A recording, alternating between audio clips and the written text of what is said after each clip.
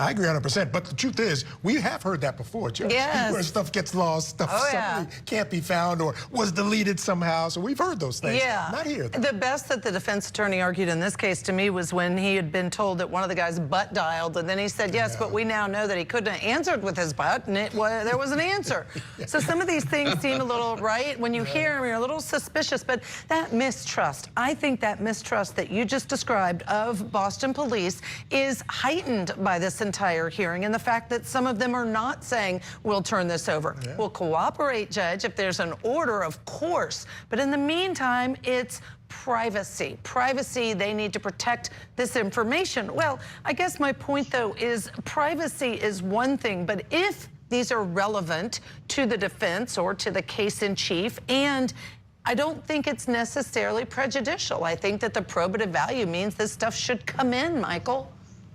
I think it's deeply relevant, Judge Ashley, because at the end of the day, they have staked their claim on this. The trial hasn't even started. We're still in pre-trial hearings, right? Their whole entire defense is that she's being framed. Well, so it's deeply relevant to see that the police officers that she's accusing of framing her conspired behind her back. It's deeply relevant. They're going to get admitted.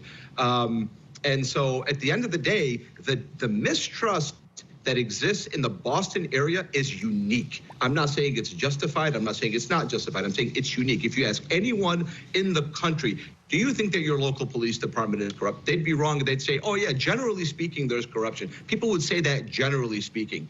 In Boston, it's different.